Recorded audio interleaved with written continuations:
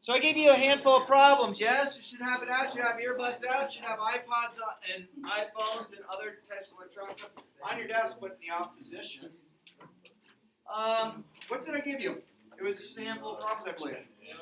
It was 1, 2, it was 10A. 1, 2, Okay. 12. No, it's 1, Okay. 2, 8, 9, 1, 12. 2. Okay, so, And that was it. well, let's pause there on 10A. Let me just see what we can do here. 10B? Yeah. 10B. Alright, clearing. Alright, so 10B, let me get to 10B,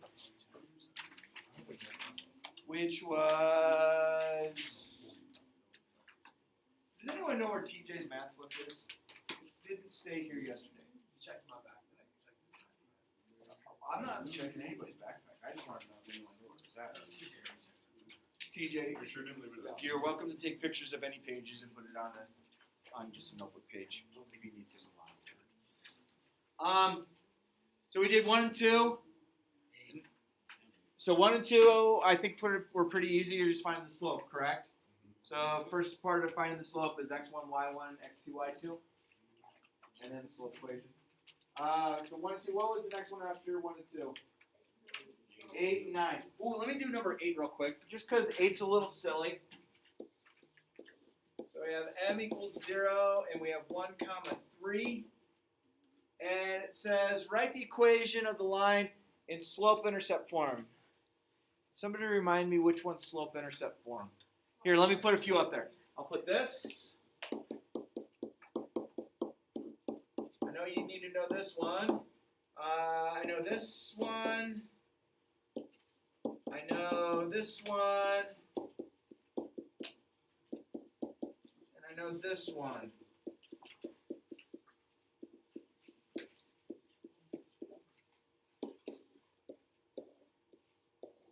So there's 4 equations. What's the first equation find us? What does the first equation find us? Slope. Okay. And the second equation is slope-intercept. What's the third equation?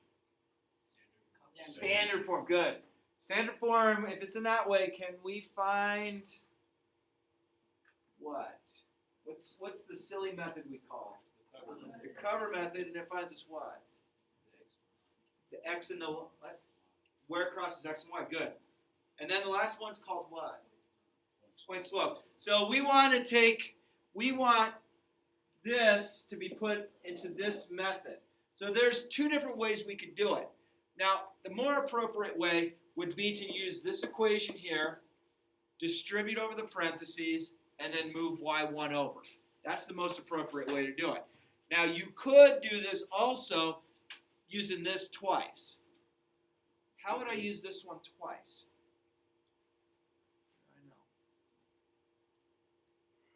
Do I know this to be x and y? If that's x and y and that's m, could I use that and solve for what? B. Okay, so let's just explore it. And again, sometimes you have an arsenal of events to use.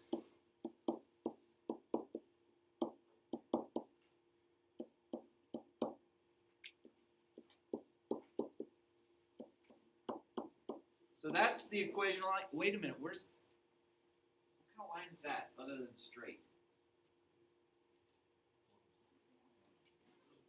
It's not undefined, it's the other one. It's 0. 0 slope. Does it go right or left or up or down? That's undefined, right? That's, okay? So I just showed that this way, but I want to also show this way. If I label this x1 and y1, and using that, then I can use this equation here. So I'm going to go y minus 3 equals 0 times x minus 1. What is 0 times x minus 1? 0.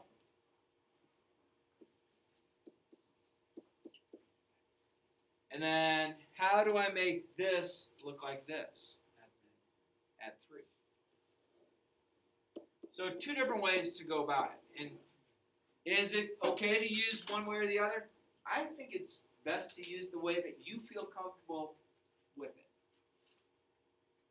Okay? Don't try and combine them. So that was number 8.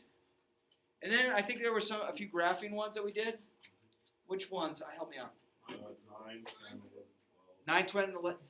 9, 10, 11, 12. Okay? We feel okay with the graphing? Whoops. Went to the wrong thing. It's Preston's fault.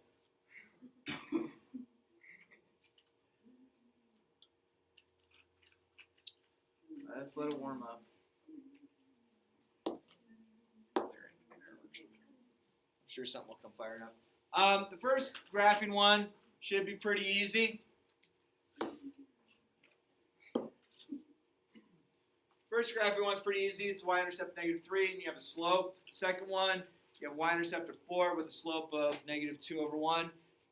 Okay, so 2 of them, you find the y-intercept first, then you use the slope. And then, how do you do 11 and 12? What's significant about these? Standard form. And standard form means I'm going to use what method? Cover. So, xy axis, where this is x, this is y. If I cover this up, I get 2x equals -6. What's x equal to? -3. And what point is that right there? -3, 0. And then if I cover this, I get -3y equals -6. So y is equal to 2. What point is this right here? 0, 2. You only need 2 points to define a line. And so you do number 12 that same way. I think that was all of your homework. Agree? Yeah. What's that? Oh, do we do? 13, 14. Okay, I'll come back. We can come back to those because I actually want to go over those more on Monday. But I want to go over. I'm going to go off. We started the notes yesterday for scatter plot, and I like what the notes are going to. But then I was thinking about it, and I want to go a little bit, not necessarily a different direction. I just want to enrich it a little bit more for you guys and girls. So we were talking about yesterday different things that you notice in the real world, and we gave a funny scenario of if you go to the store and they have a one direction for you on the door. It's either pull or push, and we as humans make the error every time, or a lot of people do. So it says pull, people will push. It says push, people will pull. People will, with multiple doors, will look inside if it doesn't go the right way, saying I see people in there, and then we'll see somebody come out another door going, that one's over there, it's open. Caution hot. We always touch it, and then we tell everyone that's around us, yes, it is hot. And then your friend might come and touch it too, going, yeah, you're right, it is hot. And the wet paint, you're going to touch that, and you're going to look, it really is wet. So there's all these discovery things that you do to learn. But what if I were to tell you that if we were to watch repeated events over and over again, and we're collecting data, and I'm not talking about just a couple pieces of data, I'm talking about a lot. And we were able to start making some predictions. So let's talk about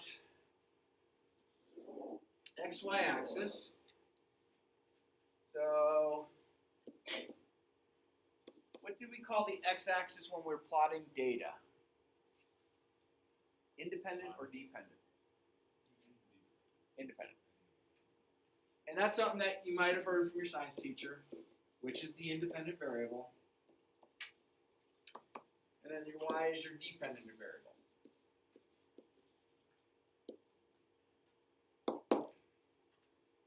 Okay. So let's do this. How many points do we need to make a line? 2. So let's pretend that we find the height of a person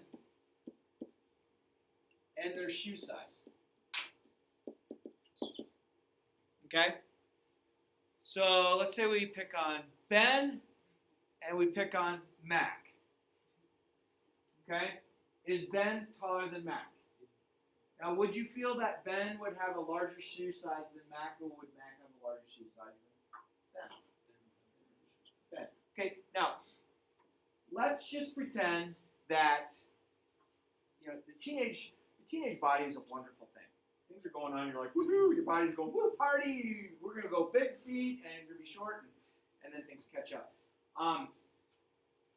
Let's say Mac is going to have a growth spurt, and all of a sudden he has a larger foot size than Ben. So let's say this is what we have plotted between the two people. This would be a line like this, agreed? Will 2 pieces of data be enough for us to start making predictions? Because is there sometimes something, a piece of data that might not quite fit what we thought? And if there is, do you know what that would be called?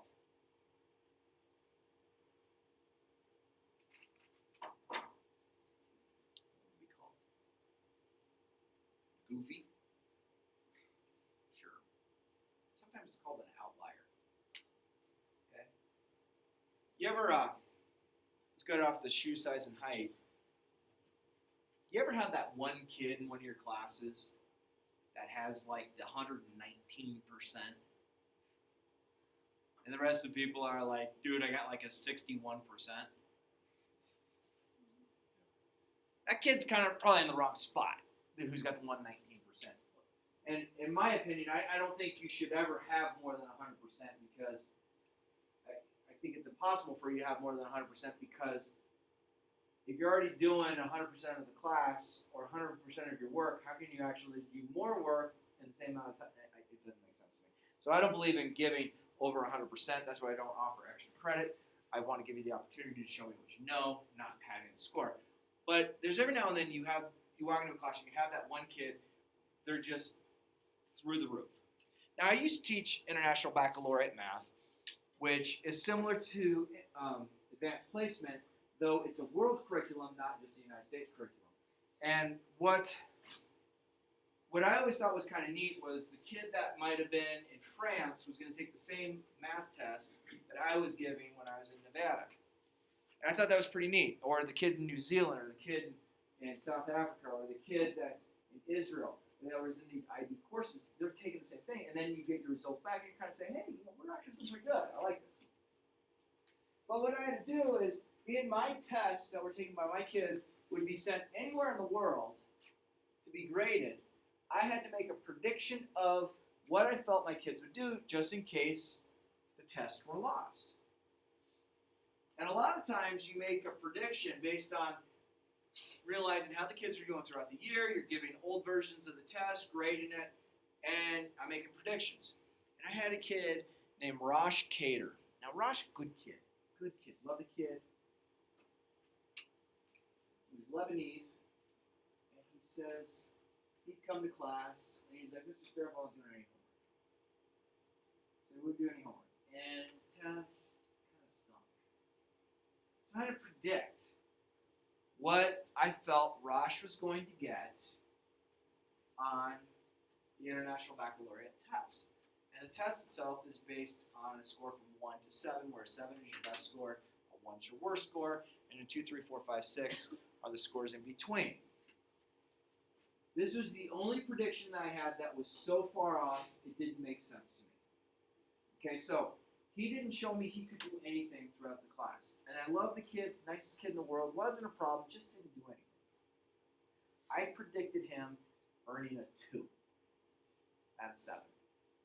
Now, a lot of times I predict, okay, I think this kid's going to get a 5, they earned a 6. I'm going to predict them to get a 4, they get a 5. I'm going to predict them to get a 6, they get a 7. Things like that. Rosh was the lowest prediction I'd ever put in. I didn't think I would ever have a 2. I figured he'd get a 2. So he takes the International Baccalaureate test. We send off all those kids' papers to be graded, and I get the scores back to me. And I'm going down the score list going, oh, John Watson, sweet. I predicted him getting a 6. He really got a 7.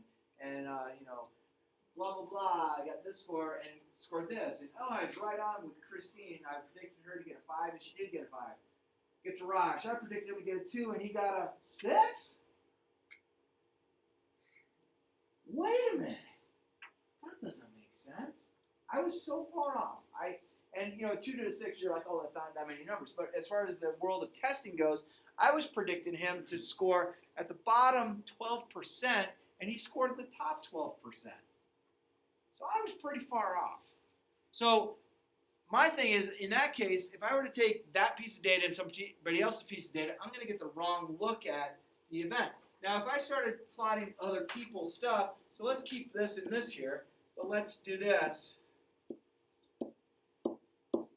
And let's start plotting a lot of people.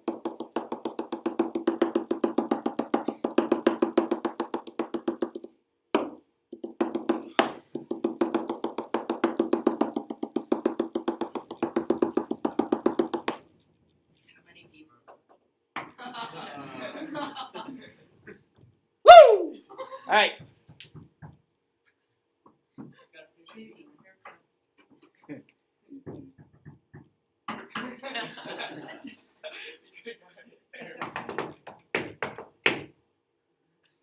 All right. Sure, her and she's gonna come over. What are you doing? All right. What does that kind of look like when you look at it? It looks like a mess. It looks like a scatter plot, which it is. And what we would more than likely have is we'd have this, start, I don't know, maybe at 10, 20, 30, 40, 50, 60, 70, 80, I know I'm way off, 90, 100, 110. That's a really tall person. These are all in inches. And then 1, 2, 3, 4, 5, 6, 7, 8. Okay, and that's shoe sizes. And we'll go with male shoe sizes. Sorry, I'm not trying to pick one or the other. But female shoe sizes are a smaller version of. A 7 in female is a 5 in guy, I think, or something like that. I do that. So this is a scatter plot.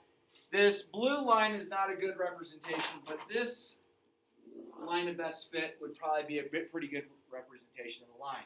And what I would do from here is I would pick 2 of the points that I would find are closest to my line, and I could create my line of best fit.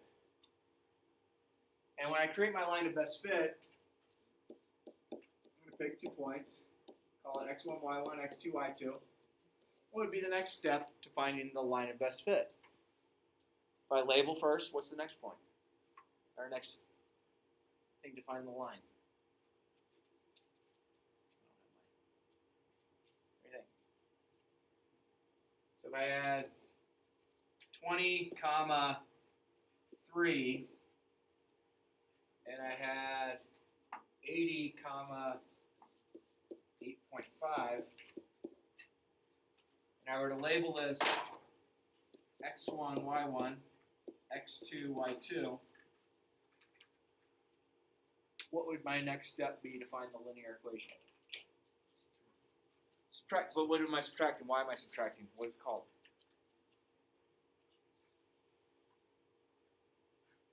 What is this or this? What? Slope.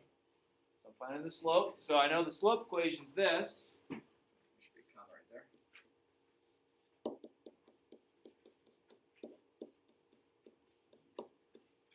Okay. So I could easily, being I've already identified these, I can plot them into my slope equation. So I'm going to get 3, let's see, 8.5 minus 3. And what's the other one? 80 minus 20. 8.5 minus 3. 7.5? No. 6.5? 5.5? Okay. 80 minus 20? 60. So I have a slope of 5.5 over 60.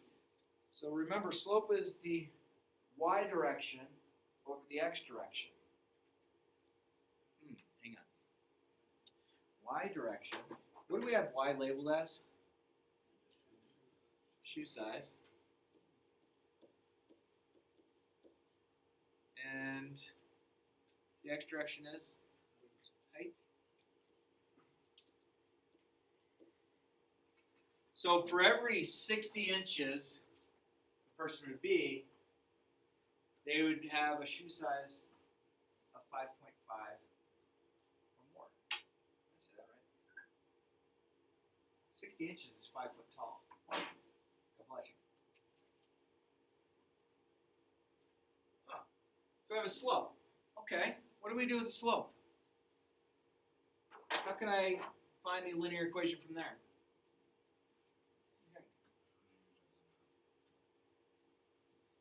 Do this. Let's bring this down.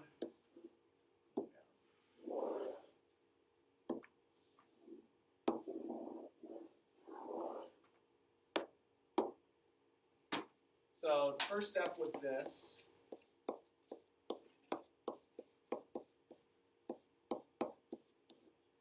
Second step was this. Okay, so label, slope. Third step is what? What? Really close. What's the one before that, though? Because slope-intercept is right here. But what should I do right before that one? Point slope.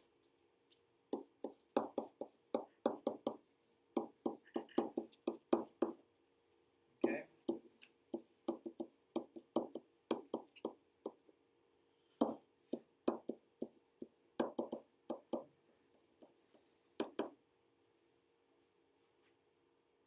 Okay, so let's go back to this one. Let's see, can I bring that up? Let's bring this down over.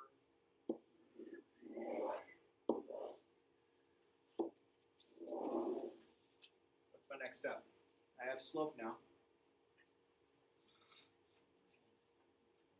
Point slope.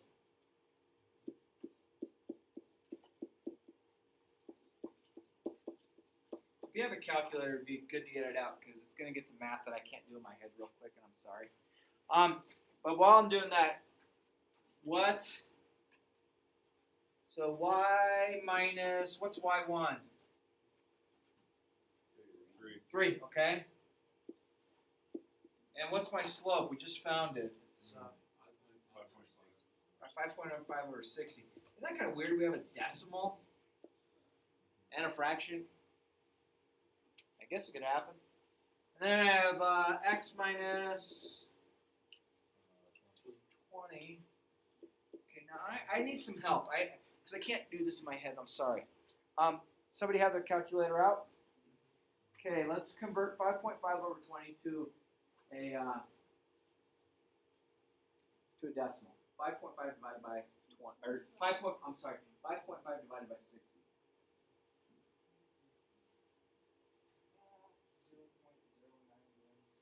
0.0916. Okay. Will you times that times 20? And it's going to be a negative in this case. So whatever your answer is, make it negative. Negative 1.83. Okay. And then I want you to add 3 to that. How much?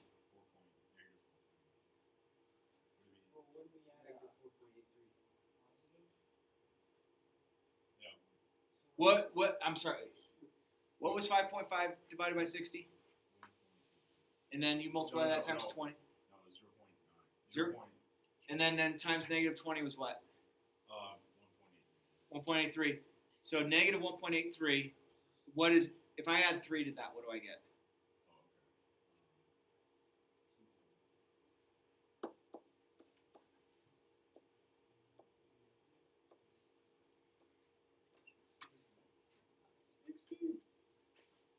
Do we get an answer? Plus, it's positive, right? What is it? How much? Wait, what was it? It was plus 3. 1.47. Okay, so this right here, if I had plugged all my data in, and I just wanted to show you that I had gone online and I had found about 150 pieces of data of shoe size and height. So it is something that would look like that. Now I didn't go through and graph this by hand on there. I just gave you a representation of what the graph would look like. So this line of best fit, this line right here of best fit, is that equation down here. So as I pick a point, like let's say I pick this point right here, and I knew the x component, so let's say we're picking a point 52 inches. With that, could I predict with a person of 52 inches tall how big their shoe size should be? Yes. Angela's sleeping. You better be quiet. Okay, hang on. Let me say that one more time. If I had a person of 52 inches tall, which is my x component, and I have the equation of line of best fit for my data, could I figure out what that person's shoe size would be? I think so. What do you think I should do in order to make the prediction? Any idea? What should I do to make the prediction? Go ahead. You know it, Kruger. Guess, okay. If it's an educated guess, I like it. By that blue line right there, Mr. Kruger, what, by your best guess, does it appear the shoe size? What am I pointing to in the y direction on the shoe size? 5? Okay, so that's an educated guess. What do you think? We're using our... Now, how would I definitely know? So this appears that this person of 52, this is pointing to size 5. Realize I made this rectangle. Okay?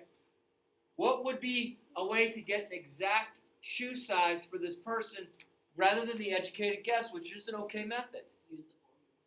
Okay, how am I going to use the formula? For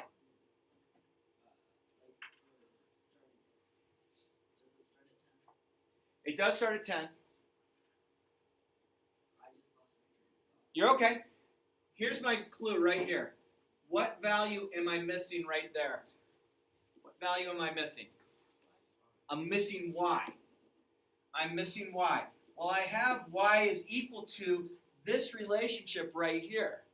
What value do I have up there for my prediction?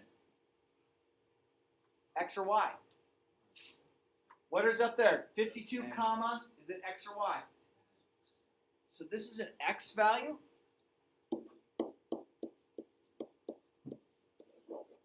What do you think I could do with an x value with our equation to find a y value? Plug it in. There we go. I'll need help with the calculator. So I'm going to plug in right here. I'm going to plug 52 in right there. Okay, you have your calculator out? Okay, we're going to go real quick like this. We're going to go 5.5 divided by 60, enter. Don't tell me what it is yet. Follow my direction so far? Okay, I'm going to multiply that answer times 52. You have an answer? Okay, good, good, good.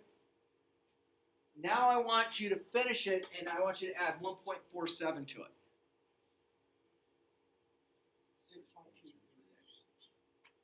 6.23.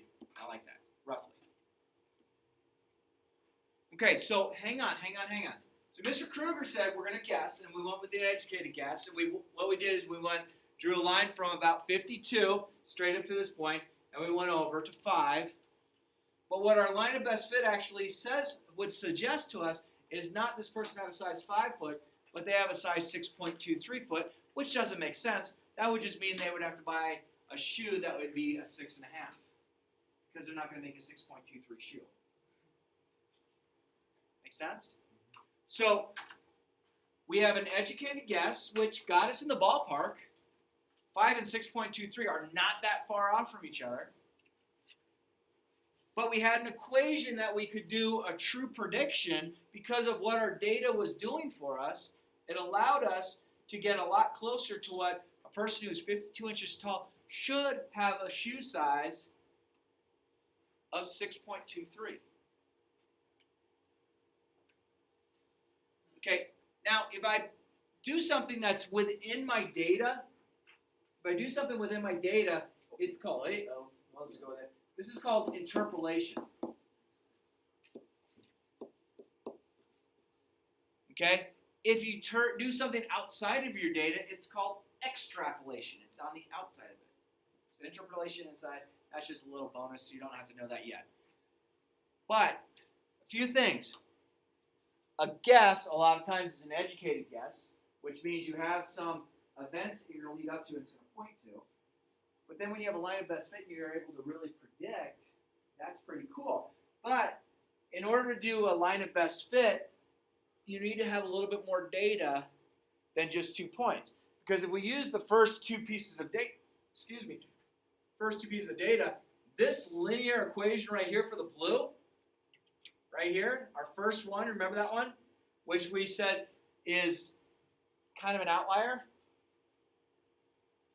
This is a much different linear equation than this red line would have been. Do you agree? It's 2 different points I would have picked. It would have showed us a negative line. So you can't just make that prediction off of 2 pieces of data. And there's an accepted amount of data that they use in statistics. Now, let me ask you all this. Would it make sense for me to contact everybody in the United States? Get on the phone. Hey! How many people in your family? Okay, an inch is how tall are you? Okay, how tall is your dad? Okay, how tall is your mom? Okay, sister, brother, cousin, nephew, blah, blah, blah, blah, blah. And how big are their feet?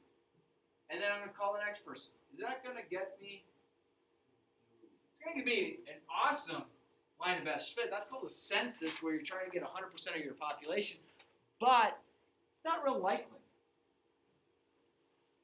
Not real likely. In statistics, they feel 30 pieces of data is an adequate amount of data in order to start making predictions.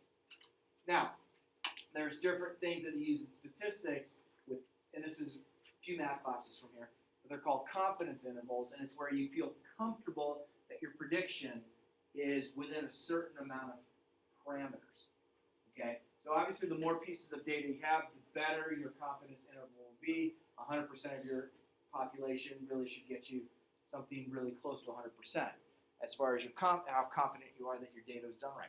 But this goes with science.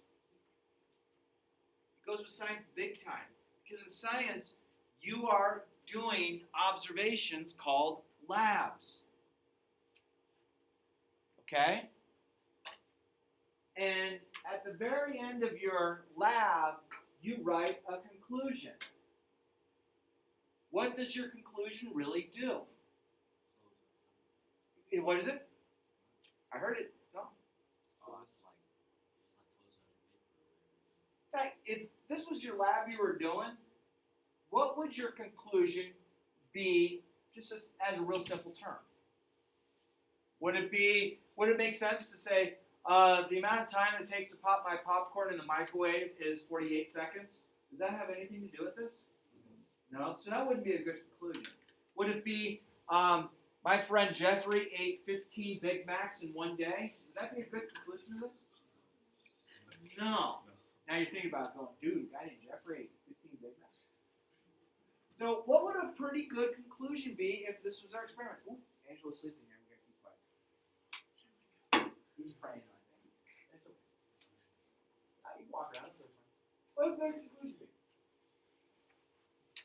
The top, yeah? Could it be like, is it just based on that 52-inch person, or is it based on the The entire entire? thing. What, like, if you were to look at that, what would you just, in real simple terms, not having to use a whole lot of math terms, what would you conclude? I don't know. The larger your shoe size, the taller you are? Does that make sense? The taller you are, the larger you are? That can work.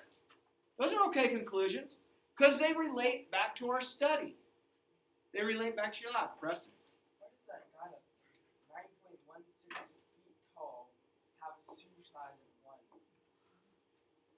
This guy? Yeah. He's in the circus. Ah. Just let him be. That's one of those weird things. And that's, again, why we have to choose more points than just 2. Because you're making a great valid point. If I were to choose this as my 1 point, and I were to choose this as another point, imagine what that, let's pretend I can draw a straight line. That's not even line. Don't judge. That linear equation is a heck of a lot different prediction. It's wrong too because it's only two pieces of data. You know, you kind of have to follow the pattern of what your graph is going to look like. That's the key to this. And again, that's what you're going to do in science class too. Why do you do a lab? You're doing a lab to go along with what you learned in class to try and do an experiment along. Okay? You ever see the, I know that you're not taking chemistry, but have you ever seen something called, is it the litmus test? Where you drop Oh, yeah, with the you drop a couple things of liquid, and then all of a sudden, you know, two clear liquids turn to a pink or a blue. You know what I'm talking about? Now, you could go like this, woo, the whole thing, yeah, look at that pink now. You're right. But the most exciting, fascinating class I ever took, you're right, it's called organic chemistry. Organic chemistry, we would do these experiments that took forever. You'd have them doing micro drops into this thing that was getting stirred. And you'd be looking at it going, no. 3 hours later, no. Oh, no. I think I saw a flash of pink. It's supposed to flash blue. Oh. No. There it is. Stop it. And you stop the pipette and you're like, 26,000 drops later. That equated to the, I mean, that's really what it came down to. It was, I love the class, but it was, the labs were so boring. I love the actual organic chemistry part of it, but the labs, you're just like, oh my gosh, this is taking forever. And I remember my labs, oh my gosh, it was one of those where you turn on your pipette and you'll be like, I'll be back, because you just knew it was going to be forever. And I also had a cadaver lab at the same time that I would go over to the lab and be chatting with people, working with cadavers, and then I'd come back and be like, no, okay, and then go back. So, but I was able to then make conclusions off of the findings. That's how math and science are hand in hand. You like? So let's sum up real quick. The x-axis is called what? Independent or dependent? Independent. The y-axis must be called then what? Dependent. Okay? Once I plot a whole bunch of my data, I'm going to pick how many points to determine the line of best fit? 2. Now, which 2 points should I pick? What would make sense to pick? If your data is kind of showing this direction, would it make sense to pick 2 points that are showing this? No. If your line of best fit's doing this direction, pick something over on this side, pretty close to the line, and pick something pretty close on the line to this side. Then you have 2 points, and if you have 2 points, what's the very first step of 2 points? Plug it in before I plug it in. Label x1, y1, x2, y2. And then once I label x1, y1, x2, y2, what do? I find the what? Slope. And once I find the slope, I use what equation to find? So my equation. Point slope. And then a lot of times you want point slope to go down to what? Slope intercept. And I can make an interpretation inside of my data. And if it's inside my data, it's called, I talked to it once, interpolation. And if I make a judgment that's outside of my data set but still on my line of best fit, extrapolation. Okay? And so those are just 2 extra terms that you come with. And this kind of stuff is like your labs that you would do in a science class, and your science class will allow you to make a conclusion about what your findings are. This is my conclusion right here. Okay? Now you can make a very simple conclusion, but then you mathematically could make a more complex conclusion using what the math tells you. Woo. So, I want this to happen, and I don't want, it is the weekend, so I'm only going to give you, I think this will be good. I want you to work on worksheet 11, but I want you just to do page 100. Now, page 100 is one problem that has 8 parts to it. And then the next page is, the next 2 pages are 2 more problems. So theoretically, I could have given you 3 whole problems with 8 parts to each, which is way unfair. There's even part D. So I just want you to do the best you can doing problem A. It says the table below shows the time and days of winter of December 11, 2009, and the snowpack at the tree line of Wyoming Peak. So I want you to make your data table. I want you to label your x-axis and your y-axis. Your x-axis is independent. I want you to label what it is. I want you to label your y-axis as dependent and what it is. Okay, one's going to be time and days, and one's going to be snowpack in inches. Okay? I want you to plot the points the best you can. Okay? When you're making your data or when you're making your grid to graph on, it doesn't make sense to go 10, 20, 21, 22, 23, 24, 25, 30, 35, 36, 37, 38. No, make each one equidistant to each other. So count. It's okay if you count by 5s, or by 10s, or by 1s. You have to make your best judgment call. What makes sense that'll fit in your graph. Okay? This is a pretty well talked through thing. And it asks for a conclusion. And that's pretty cool because that's where math and science are going to tie into one. Is one problem too much for you to do? If you need to take a picture of it because you lost your math notebook, please take a picture of your neighbors. And I'll give you a couple minutes and